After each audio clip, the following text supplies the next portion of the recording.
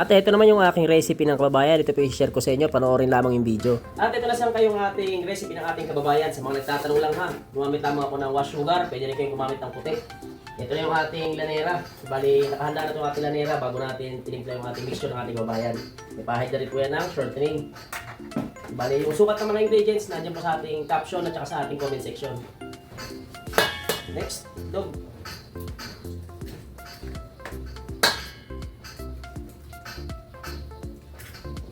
Yeast. Kunting asin. Sunod, vanilya. Dalawang takip na ito ha, yung galon.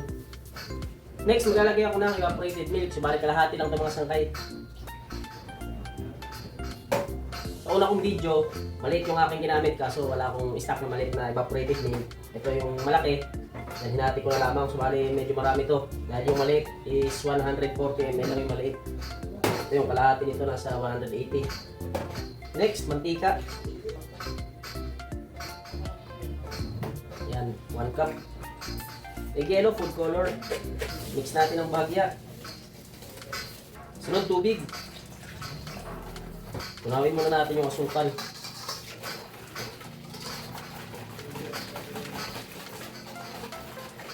Yan, pag naturo na natin yung asukal, ilagay na natin ang ating harina, 1 kilo. May kasamang baking powder yan ha. Sinalaan ko muna yun ng mga sangkay para makasiguro tayo na walang buo-buo na may sasama. Lalo na yung ating baking powder.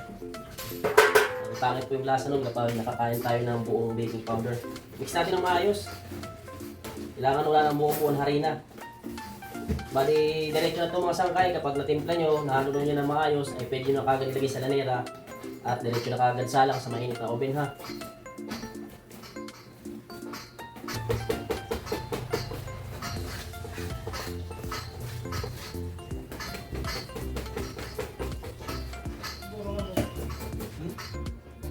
So yung sangkay, kapag nahalo na natin ng maayos, pwede na kagad natin isalin sa ating lanera. Sa pagsasalin sa ating lanera is nakadepende na lamang po sa inyo kung anong proseso yung pagsalin nyo ng ating mixture dito sa ating lanera. Bali dapat dito sa part na ito is nag-iinit tayo ng ating oven o rinahanda na natin yung oven para pagkatapos natin may salin dito sa ating lanera, ay diretso na kagad salang ha. Meron ako 1/3 cup. Ito mga sangkay, sakaling wala kayong idea kung paano pagsalin ito, gamit tayo ng 1/3 cup. Or pwede rin naman gumamit kayo ng pitchel. Salin nyo ito sa pitchel at buhos-buhos. Pwede rin yung iba gumagamit ng sumpit. So bali sa akin mga sangkay, ganyan lang karami yung mixture na nilalagay ko. 3 pesos lamang po yung bentahan ko dyan. Kung nagustuhan mo yung ating video, kung napadansa yung video na to, ay huwag kalimutan mag-like at pakishare na rin po ng ating video at pakipalo na rin po ng ating page. At ayun mga sangkay, pagkatapos natin ilagay lahat sa lanera, salang na natin. Ito lang mga sangkay, bali sa ibaba ko lamang sa salang ko ha. Bali sa pagluluto natin, kanya-kanya naman diskarte yan. Kung aling may diskarte kayo na ibang diskarte nyo pagluluto, eh, okay lang naman yan. Basta ang importante is maluto natin ng maayos itong ating kababayan.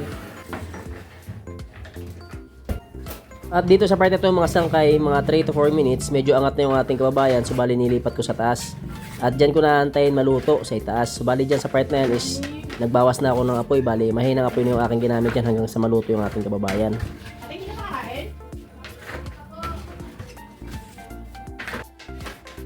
Ito yung ating kababayan mga sangkay. Bagong luto.